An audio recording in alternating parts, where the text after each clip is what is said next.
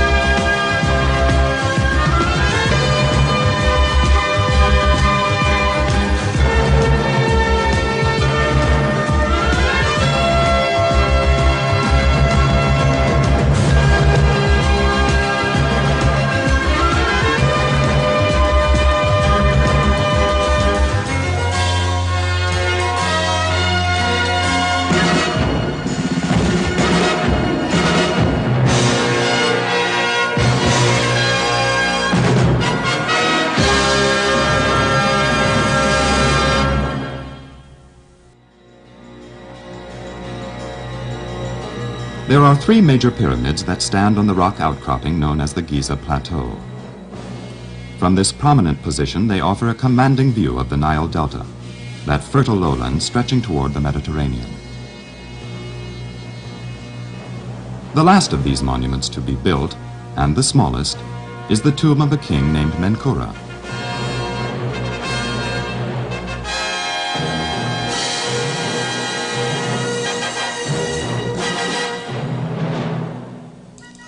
Some 600 feet to its north, another pyramid towers above it. Larger and more impressive, it is the tomb of Menkura's father, Khephren. Part of the original casing still clings to its top.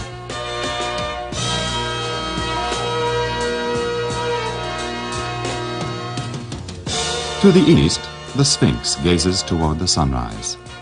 Tradition speaks of hidden passages that might have joined the Sphinx to the second pyramid.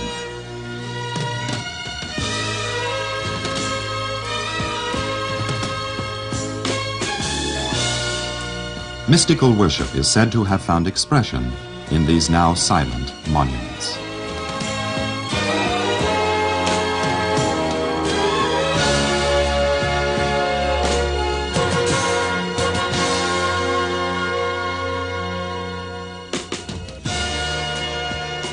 To the north stands the oldest and the largest pyramid. The unanimous voice of its many visitors names it the Great Pyramid.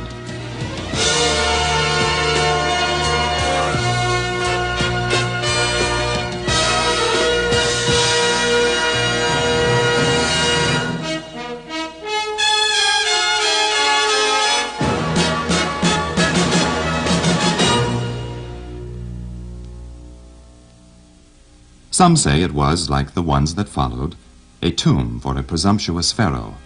Others insist that it was not a tomb. Most do agree, however, and properly so, that it is connected with the reign of Khepren's brother Cheops, or Khufu. The size of the Great Pyramid is legendary.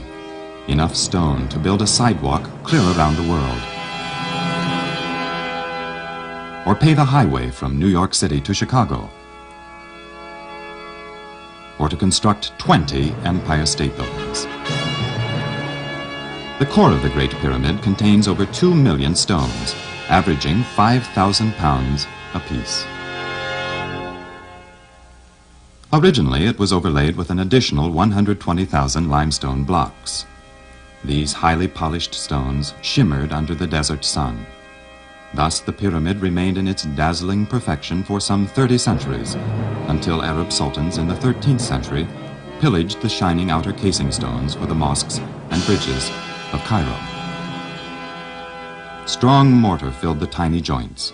only 1/50th of an inch separating each casing block. Ferguson, in his History of Architecture, exclaims, "Nothing more perfect mechanically has ever been erected."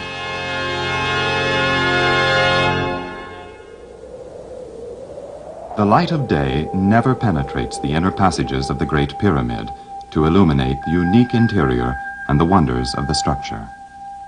The entrance was known to only a few in Roman times. A hinged stone door concealed it so effectively that when its location was forgotten, no one could find it for centuries. The Caliph, Al-Mamun, looked for the entrance in AD 830. He searched the perfectly smooth exterior for any cracks that might reveal a door. Not finding one, he began tunneling where tradition said it should be, somewhere on the north face. For 3 months, his men labored. Little did they suspect that the real door was only 35 feet above them. As they bored through the stone, they began to doubt. Would they ever reach a passage? Suddenly, the men heard a muffled thud within the building. They tunneled toward the sound. They broke into a steep, dark passage descending below ground. Torches in hand, they ventured down into this eerie passage that had been abandoned for centuries. As they reached its end, the passage leveled out, opening into a large room. A royal burial chamber? No. An unfinished, dead end called the pit. Still confident of vast hidden treasure, they returned up the tortuous passageway, seeking clues along the way. When they arrived near the point of entry, they noticed the large angular stone which earlier they had heard drop. Looking up, they saw revealed for the first time a huge granite plug. Try as they would, Al-Mamun's men could not remove it, so they tunneled around the 15-ton obstruction. Another long, low passage stretched upward before them. Since it didn't have the cleats and handrails that help modern tourists, they had to clamber on hands and knees up this cramped, slippery grade. At last they emerged. Before them, a remarkable sight. Continuing upward, a lofty hallway some 28 feet high, a grand gallery.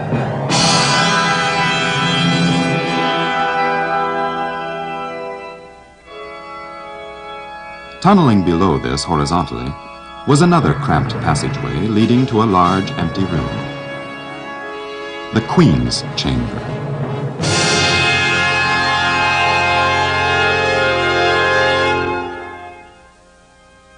They progressed upward along the grand gallery, ascending into the dark beyond the reach of their glowing torches. Faint shadows flickered on the lofty ceiling, and still the men climbed. At the top, a great step. A low stoop into an antechamber. Another low passage, and then the King's Chamber.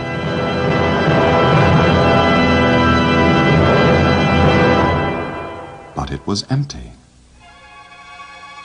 To the right was what looked just like a coffin. At last, the treasure. They rushed to the coffin, only to find it empty. Continuing their search, still another passage caught the Arab's attention. Near the lower end of the grand gallery, a ramp stone was broken out as if by an explosion from below. It revealed a sharp, vertical shaft, which passed through a natural cave or grotto into the bedrock. Below the grotto, they followed a natural fissure and then angled toward a junction with a descending passage deep underground.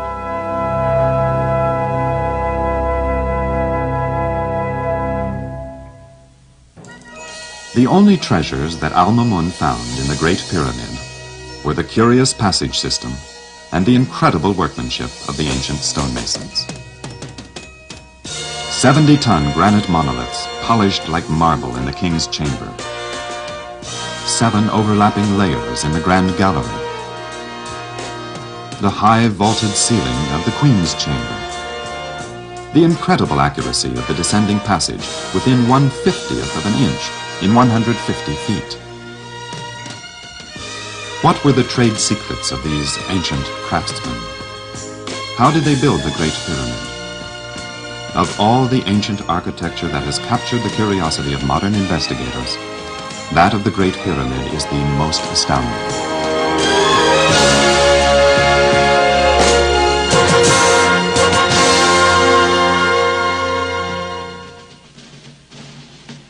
Many theories have been offered about the techniques used. In 1978, the Japanese Nippon Television Network, NTV, cooperated with Waseda University to try the theories by an actual test. They built a small pyramid in the desert near Giza. Their findings were aired in a 90-minute special program on Japanese television. August Tornquist was one of 2 American photographers granted special permission to photograph the Japanese project. The largest blocks that the Japanese cut were about 1 meter square, weighed a little less than 3 tons. Then they tried to drag them on plane skids where the ramps were greased. They tried on pine tree logs. They tried mud bricks made with straw. Then they put a lime coatings on top of that to try to figure out how they possibly moved these massive stones in the pyramid. And I'm sure that one thing the Japanese found out, that it was not as easy as they might have thought. Missing in the Japanese pyramid was the fine work. There were no stones set in close proximity. Japanese used forklifts and cranes, all kinds of tongs and equipment to pick up these blocks. Many people came and would say, "Oh, the Japanese, they're cheating." And I would say to them, "You're not cheating. If you ever saw the equipment that they used to machine and cut the blocks, you'd feel sorry for the Japanese and their inferior equipment." We worked with the Egyptian workers. There were strikes in the middle of a pyramid construction. They worked for money, of course. At the end, I thought that the Egyptian worker had become to have the pride as a pyramid constructor. The main element of the pyramid construction in ancient Egypt was sand and water and time and eternity and faith in the God. And that is the main part we learned from our pyramid construction. We use modern equipment and TV cameras. We didn't have any faith. We realized it when we were building the pyramids. We have only ambitions to make a good TV program, big hit. That was our only energy. We didn't have any faith in God. One day I thought the ancient Egyptians had a big faith in God. Faith made them build the biggest construction in the world.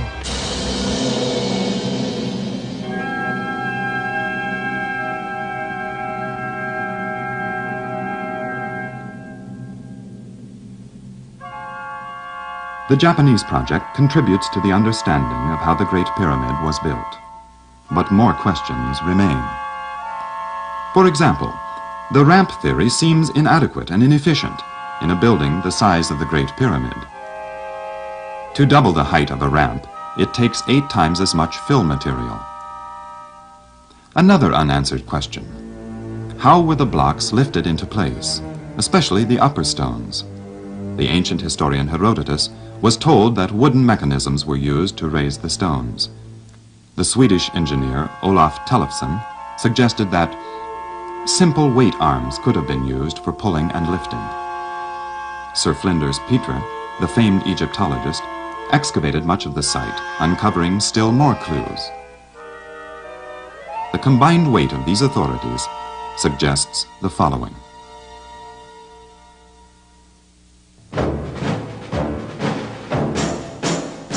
First on the scene was the royal contractor with his architect named Philetus. He brought with him a corps of expert stonemasons, hired apprentices, quickly erected barracks that housed some 4,000 craftsmen. Excavations began at the limestone mountains across the Nile. Some workers cut stones from the bedrock and set them aside for transport, Others built wooden sledges. Others constructed dock facilities, weight arms, and storehouses for supplies. Expeditions brought wood, diamonds for cutting, and granite from Ethiopia. When spring came, the Nile rose, flooding 90% of Egyptian farmland. For 3 months, 100,000 workers were idled from normal farming activities. The royal contractor mobilized these men, broke them into teams of 8 each, with an experienced stonemason to train the men. Other teams were taught the art of navigating barges on the wide river Nile. The gangs set themselves to the task. Each one adopted a name.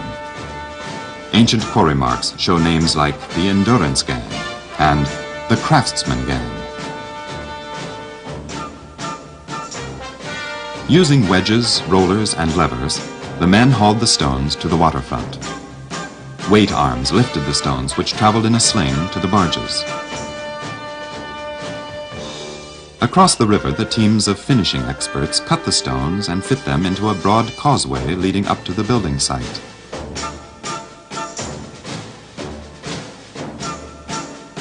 When the Nile receded each year, the gangs went back to their farms. The masons worked year-round, cutting, measuring, marking, storing the stones that had been brought over. They leveled the site and began cutting the deep passage underground to the pit. For 10 years they worked on the road, the docks, and the site. Team spirit, competition, pride of workmanship, religious fervor, these all contributed to the intense activity.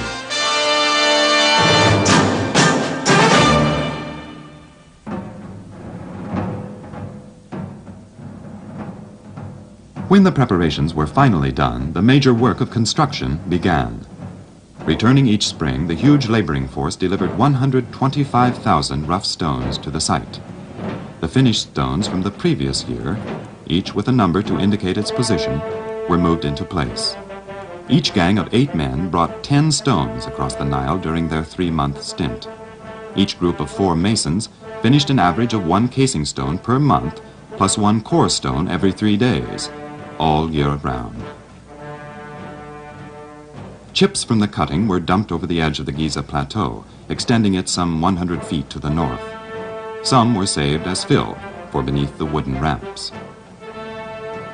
A special team planned the passages. Trial passages still in evidence were cut into the bedrock, showing the planned arrangement.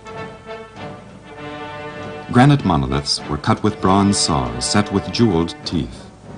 Rounded scraps of granite served as counterweights for the levers and saws. Outcroppings or bosses were left on the unfinished stones to hold props, levers, and slings.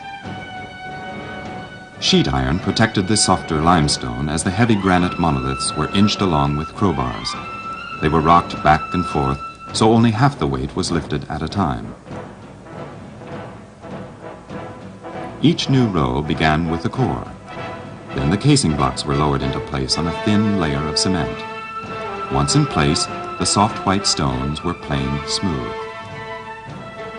A lip and groove arrangement on each casing stone locked the rows together. If the capstone was placed, a special scaffold would need to be erected at the top of the pyramid.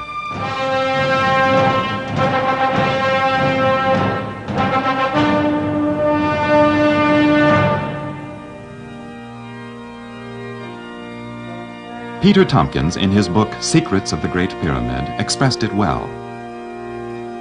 It must have required the organizing capacity of a genius to plan all the work, to lay it out, to provide for emergencies and accidents, to see that the men on the quarries, on the boats and sleds, and in the masons' and smithy shops were all continuously and usefully employed, that the water supply was ample, that the sick reliefs were on hand.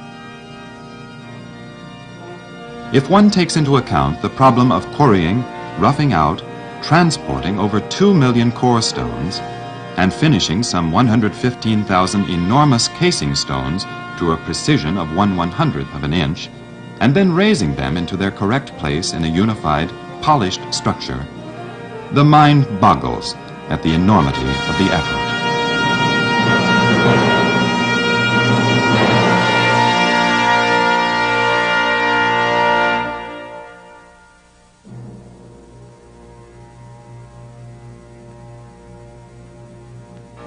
Having considered how the Great Pyramid may have been built, still two mysteries remain. Who built it? Why? All of the other pyramids of Egypt were tombs, and although no firm ancient evidence exists, the tomb theory has always satisfied most students of the Great Pyramid. Frank Chaloux, author and lecturer, is one of the many archaeologists who are convinced that the Great Pyramid is not a tomb.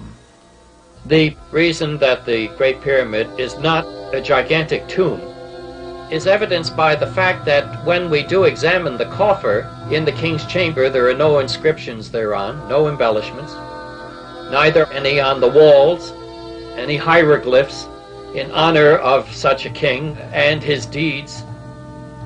And of course, historically speaking, there never was a body found, no evidence of that kind whatsoever.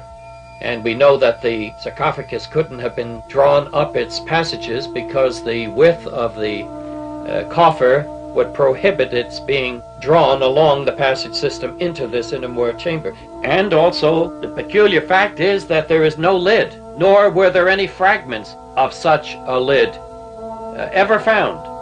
This lidless coffer seems to suggest that this represents the chamber of the open tomb, that this room is not a tomb of death, but a room of life, further corroborated by the fact that there are ventilating tubes bringing in oxygen from the outer atmosphere into this room. In other words, there's some other signification involved with regard to the reason for the erection of the structure.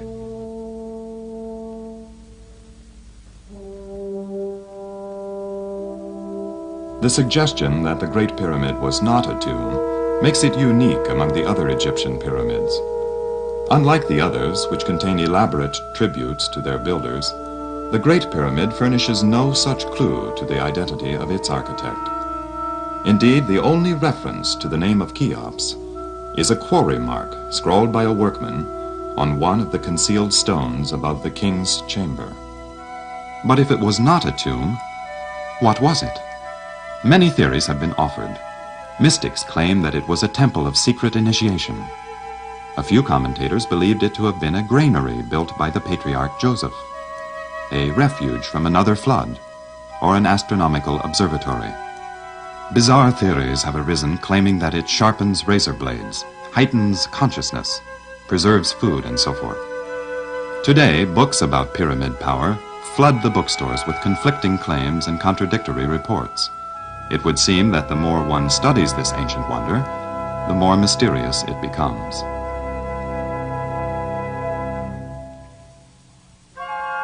Can scientific investigation shed any light on the purpose of the Great Pyramid? Modern explorers such as Jomard, Coutel, John Greaves, Dickinson, Lepsius, Howard Weiss, Piazzi Smythe, Flinders Petre, and Morton Edgar have surveyed and measured the pyramid. They dug for hidden passages. They measured every passage and chamber. They discovered original air passages to the king's and queen's chambers. Excavating the modern rubble, they unearthed the only remaining casing stones. They computed the height and debated the conflicting measurements of the base length. A startling new scientific theory emerged. In this theory, the pyramid's measurements teach principles of mathematics, geography, and astronomy. Mr. Jerry Leslie, a Portland, Oregon-based computer specialist, describes some of the scientific discoveries of the last 150 years. It is the scientist's role to discern truth from speculation. Like many areas of research, it is often the simple that turns out to be the most sublime. And yet it is so often overlooked. In the mid-1800s, John Taylor, a British amateur mathematician and astronomer, developed a curiosity about the Great Pyramid. He analyzed the measurements of Colonel Howard Weiss, who had just returned from an expedition to Egypt. Taylor was intrigued by the fact that the pyramid faces were built at the odd angle of 51 degrees and 51 minutes. As he studied the measurements, Taylor made an astounding discovery. The height of the pyramid was mathematically related to the distance around the base in exactly the same proportion as the radius of a circle is related to its circumference. Taylor found that considering the height of this pyramid as a radius, the circumference of that circle would be the same as the perimeter of the base of the pyramid. No other pyramid bears this ratio.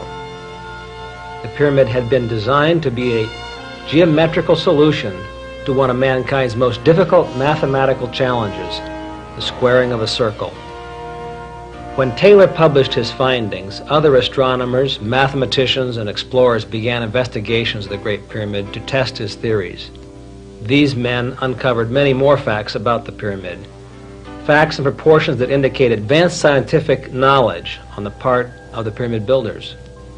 One of these points, the pi proportion discovered by Taylor, was later proved to be accurate to at least 4 decimal points. Yet it was 2,700 years later before mathematicians computed pi to that accuracy. And not till the 16th century was it computed to 6 and 7 decimal places. The King's Chamber and coffer also demonstrate that pi proportion. This is shown in the ratio of the length to the perimeter. A second point found by some of these men was that the cross-section of the pyramid fulfills the famous golden section ratio, that is 1.618, which supposedly was not discovered until 1,000 years later by the ancient Greeks. This was found to be the exact ratio of half the base to the length of the apothem, that is, the line from the mid-base point up to the apex of the pyramid. Now let's take a look at a third point. Isaac Newton computed the sacred cubit of Moses' tabernacle and Solomon's temple and the Great Pyramid to be about 25 British inches. Sir John F.W. Herschel calculated that 1/10,000,000th part of the Earth's polar axis would be 25.025 British inches. Herschel proposed this unit of measure to the world as being more accurate than the French meter, which had been based on the curved line from the pole to the equator. Along came Taylor and Scotland's royal astronomer Piazzi Smythe and others with a startling discovery. The number of Herschel's cubits in the baseline length of the Great Pyramid is 365.242. That is exactly the number of days in a year. This was dubbed the pyramid cubit, and 1/25th part of it was called the pyramid inch. Many other places in the pyramid reveal this special dimension. The pyramid cubit is so astounding because it is based on the axis of the Earth. Also, exactly 100 pyramid cubits form one side of the modern British acre, computed to be 1/myriad-millionth part of the Earth's surface area. Satellite measurements during the International Geophysical Year confirmed Herschel's calculations. Therefore, the pyramid builders knew the size of the Earth more exactly than anyone else until the last 200 years. All this and many more aspects of the Great Pyramid's construction indicate higher engineering skills than we knew possible in that age, but they indicate an even more advanced knowledge of mathematics, geophysics, and astronomy. The scientific students of the Great Pyramid found themselves confronting another question. Where did the pyramid builders get their knowledge? Could God himself have dictated the blueprints, just as he did for Noah's Ark and Moses' tabernacle? If the pyramid was divinely engineered, they said, there should be evidence of more than just a physical understanding of the earth. There should be spiritual significance, possibly even prophecies of the future. The peculiar fact that the Great Pyramid is the only pyramid to contain an ascending passage system intrigued Robert Menzies. Perhaps, he said, the passage system was a symbolic diagram of human history. If so, important events and dates must be marked in some way. Since he believed Jesus Christ had brought a new age of hope to the human race, he called the Grand Gallery the Christian Age, and placed the time of Jesus of Nazareth at its lower end. To test his assumption, Menzies looked for a time measuring system in the Great Pyramid. He tried measuring 1 pyramid inch to the year, and it worked. With that method, the passage system clearly marked the important Bible dates, such as the birth and death of Christ, the 10 Commandments, the flood. John Herschel had already calculated the date of the pyramid's construction from astronomical evidence. Imagine Menzies' surprise when 2 unique lines in the descending passage were found clearly marking that exact date, 2140 BC. The strongest supporting evidence was that whether he measured forward from 33 AD or backward to the descending passage, both passage systems ended at the same date, 1914, a major turning point in modern history.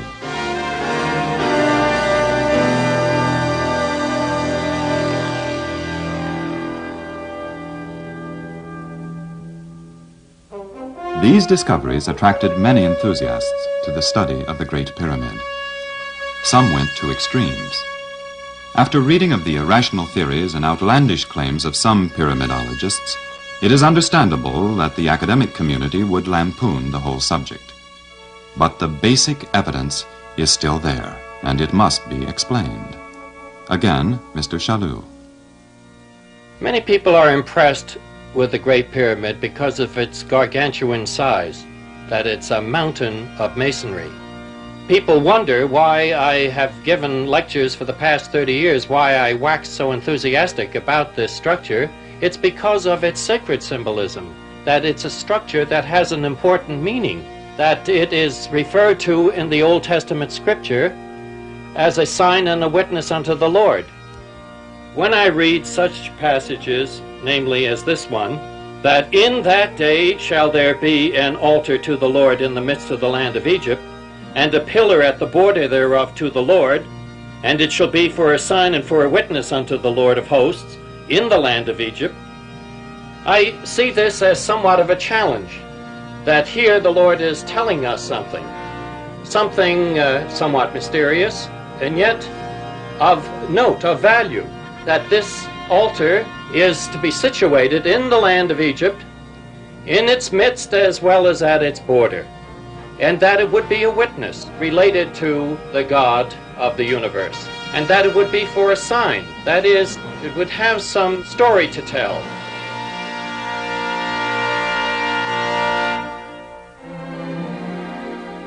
The meaning of Isaiah's curious prophecy remained hidden until the last century, when map makers noted that the Great Pyramid, located as it is in the geographical midst of Egypt, is also at the border of Egypt in 2 ways. First, it was in the village of Giza, Arabic for border. The Giza or border plateau marks the boundary between the ancient divisions of Upper and Lower Egypt. Second, the Great Pyramid's diagonals mark the natural boundaries of Egypt's pie-shaped Nile Delta. This connecting link between the Bible and the Great Pyramid led investigators to look for more supportive evidence. One striking fact discovered by Morton Edgar was that the odd pyramid passage angle, 26 degrees 18 minutes 9.7 seconds, when placed on an equal projection map, exactly passes through the city of Bethlehem. The number of years from the pyramid's construction to the birth of Jesus is indicated by the distance to Bethlehem, using the base of the pyramid as a measure. Another fact: the king's chamber, with its coffer standing in its western end, is very similar to the tabernacle of Moses, which had a rectangular ark in its western end. The cubical contents of both boxes are the same. The walls of Moses' tabernacle contained 100 square cubits. There are exactly 100 stones in the king's chamber. The sanctuary of the tabernacle was entered by ducking under a veil supported by 4 posts. The king's chamber is entered by ducking under a portal containing 4 semicircular grooves. If the pyramid was related to the Bible, who built it? The evidence is sketchy, but etymologists have noted that the ancient form of the name of Cheops is very similar to the ancient form of the name Shem, Noah's eldest son. According to the Bible, Shem lived 502 years after the flood, or more than 150 years beyond the building of the pyramid. Herodotus recorded a popular belief that Cheops was assisted by an aged shepherd named Philetus. One tribe of Shem's descendants were called Philistines, a group of nomadic shepherds who migrated from the Nile Delta to Gaza. Another curious fact sheds light on the pyramid's builder. Cheops reigned 50 years, followed by his brother Khephren, who reigned 56 more years. This would be highly unlikely in a family of normal lifespan. But the reign of long-lived Shem, followed by the reign of his brother Ham, would harmonize with Egyptian and Bible records. This would also agree with modern scholars, such as Lepsius, who considered the Great Pyramid to be non-Egyptian in its origin.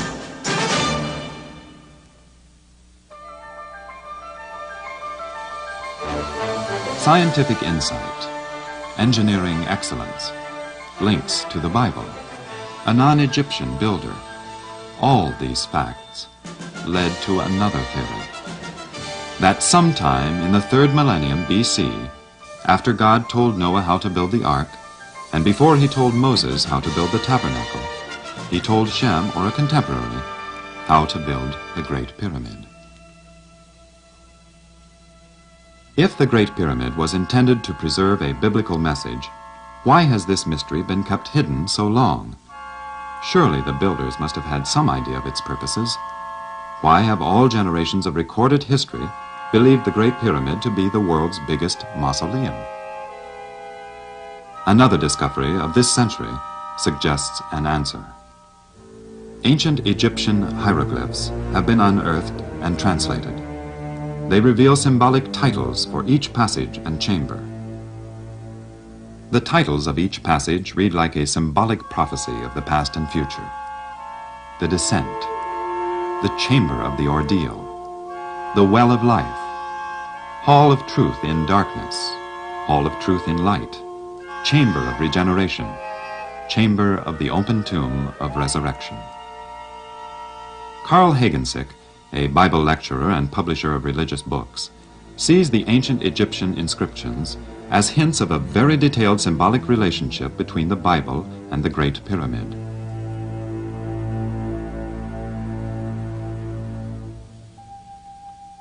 The concept of a resurrection is one that is distinctly Judeo-Christian in its origins. Therefore, when we find reference to resurrection in these ancient Egyptian inscriptions, it places the Great Pyramid symbolic story somewhat similar to that of the Jewish messianic prophecy of the Old Testament. Now, there's another theological point that is peculiar to the Hebrew and the Christian tradition, and that's the concept of the fall of man, or his descent in some ancient time. Genesis speaks about the first man, Adam, that he disobeyed God, that he plunged the entire race into a hereditary downward course. And this idea is also picked up in the ancient Egyptian inscriptions. Now, they call the entrance passage the descent. But today, modern man doesn't have to rely on ancient Egyptian records for his knowledge of God. Perhaps the most ancient, and certainly the most reliable source of religious records, is recognized as being the Bible. And when we compare the Bible to the Great Pyramid, it's amazing to see just how closely they correspond. For instance, the Bible speaks of the ultimate destinies of men, and it speaks of them as though there were three. The Great Pyramid has 3 chambers, 3 ultimate destinations. Each of these 3 in the pyramid is arrived at through a passage structure. Each of the destinations in the Bible is arrived at by what the Bible calls a way. These 3 ways in the Bible are described as the broad road that leads to destruction, the narrow way that leads to life, and the highway that leads to holiness. Men, by very virtue of their birth, find themselves slipping and sliding on a descending course, on a broad road that seems to lead straight to destruction. And man has always sought some way out of this. One of the earliest things that promised to be a way out goes back to the story that's told in the Old Testament about Moses ascending to the top of Mount Sinai and coming down and offering the law of God to Israel. At that time he told them, if you keep this law, you will live. If you disobey it, you would die. Here was a way that seemed like it could bring life. But it didn't take Israel long before they found that they were incapable of keeping that law, for the very simple reason that that law was totally perfect. It represented God's divine standard, and that was something above their abilities. And so much later, the Apostle Paul wrote, the law which we thought to be unto life, we found to be unto death. Notice how beautifully that's illustrated in the Great Pyramid. The first thing that branches off of this descending passage is this ascending passage. And in the ascending passage, one notices that it is very low. You have to stoop over, illustrating you are in bondage. But beside that, you can't really even get into the ascending passage, except for this forced entrance of El Mamun. The ascending passage is totally blocked by a big chunk of granite. And it's interesting to note that in the pyramid, you only find granite two places. You find it here in this chunk, and you find it in the very uppermost chambers, which show things heavenly or divine. Here it shows the divine standard of God that man was not able to keep. But after nearly 2,000 years passed, there was a man who did keep it. In fact, it was his keeping of that divine law, that standard, which showed him to be the one qualified to be not only the Messiah of Israel, but the Savior of the entire world. Jesus Christ, by his life and his death, is said to have opened up a new and living way that leads to life. And it's this new and living way that Jesus himself described when he said, straight is the gate, and narrow is the way that leadeth to life, and few there be that find it.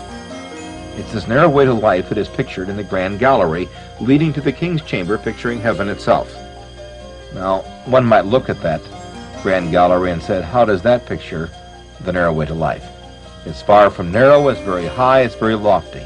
The grand gallery pictures really two different aspects of the Christian's walk.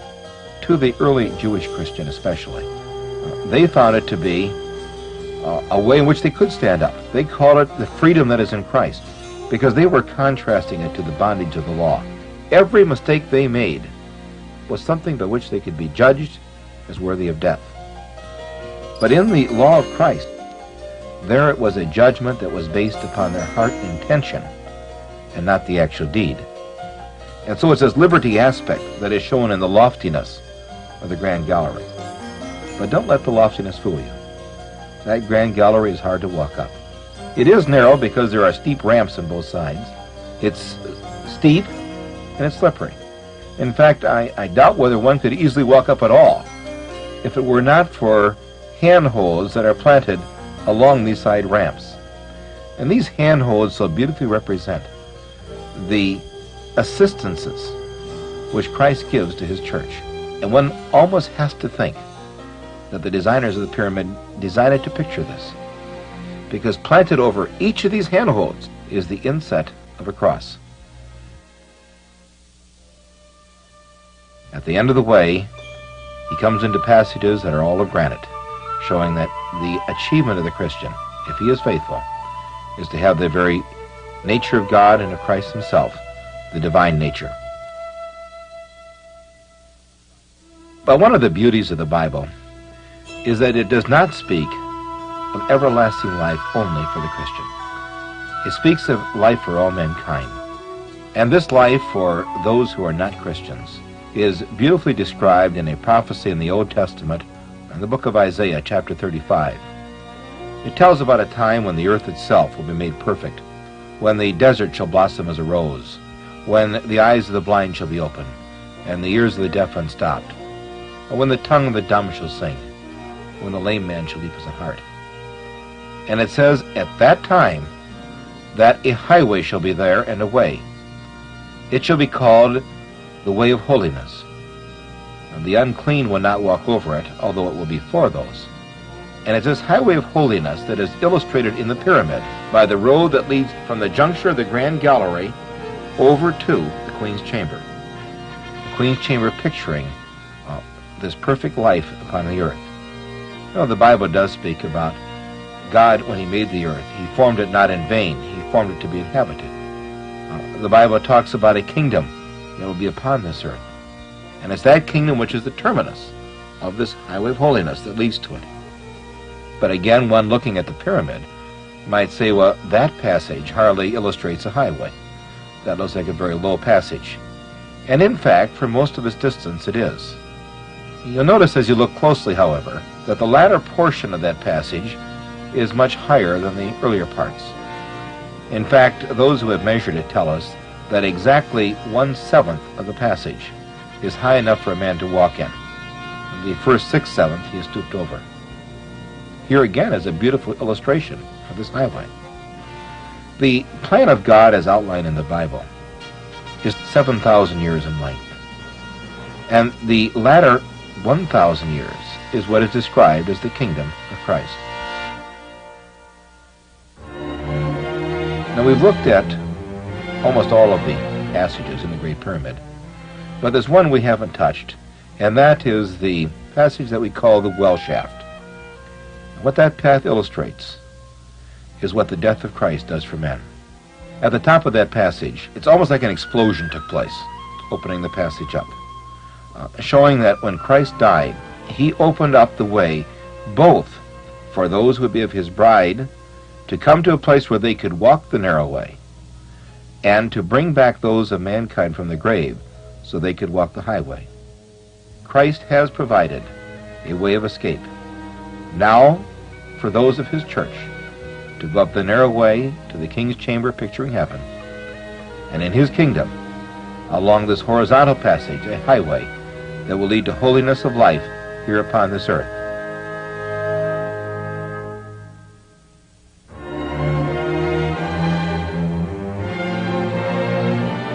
The study of the Great Pyramid, which began as a look into an ancient artifact, becomes an investigation of the most momentous themes that concern the human race, the issues of life, purpose, origins, and destiny. Edmund Jesuit, an award-winning design engineer who relates the Great Pyramid to his interest in science and the Bible, expresses it this way. I believe the Great Pyramid could properly be called the Bible in stone. Now, what is the theme of the Bible? It is the life and the work of Jesus Christ, and that work has two parts. The first part is redemption, dying that man may live. The second part is restoration, giving that life to the world for all to benefit from the redemption. And the pyramid depicts both parts, not only in the passage system, but in other ways as well. Now, in the pyramid, the well shaft pictures the redemptive work of Jesus, providing a way of escape from the pit of death to the chambers of life. The Bible calls Jesus the Lamb of God, who takes away the sin of the world. Now, notice how strikingly the pyramid points to Jesus as the Lamb. In the well shaft's grotto, there's a natural rock formation projecting from the original bedrock. And this clearly resembles the shape of a lamb's head. Now, this remarkable rock formation was there before the pyramid's foundation was laid.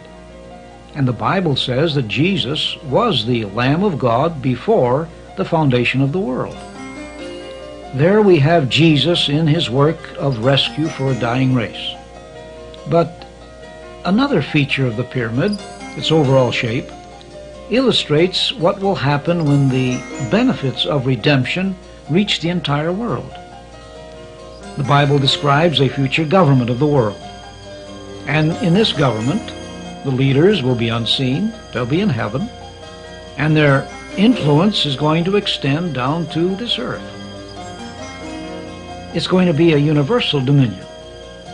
Even victory over death itself being achieved by resurrecting all the men who have ever lived and teaching them God's laws.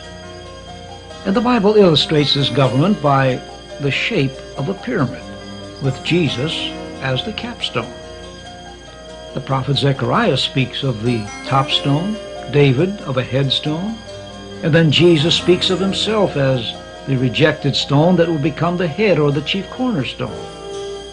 The Apostle Paul describes a government of the world in his letter to the Ephesians. in which the whole creation will find their one head in Christ, both things in heaven and things in earth. If there is one thing that has united the human race down through history, it is the tragedy of suffering and death. And if there is a second thing, it is the universal hope of a better day. This hope was not merely a human imagination. No, it was encouraged by our Creator in various ways as the Bible unfolded. And I believe it was etched in stone when God inspired the builders of the Great Pyramid. Poets, philosophers, and prophets have long expressed the profound desire of the human soul for peace and brotherhood, harmony with God, and an end to death. Now, the Great Pyramid, which to the casual observer symbolized the shape of the ancient past, becomes something else under the Bible's light. It becomes the shape of things to come.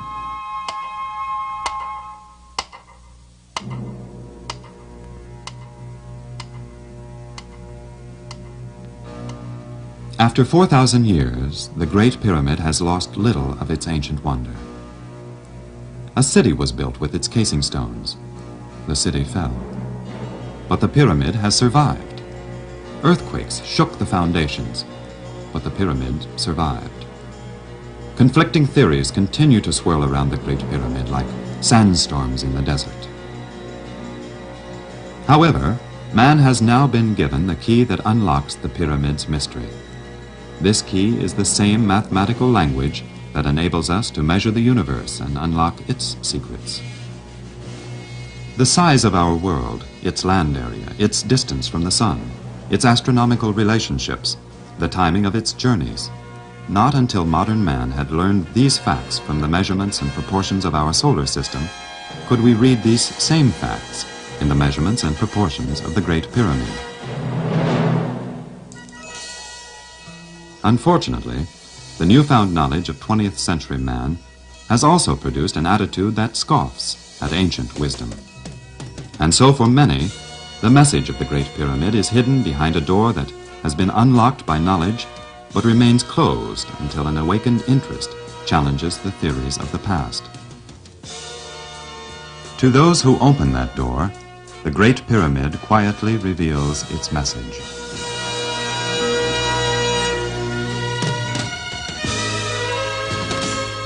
Whoever built the Great Pyramid, it continues to display a degree of technology which is in many ways superior to that of our present industrial age, a fact that is a real challenge to the evolutionary theory of the steady progress of man.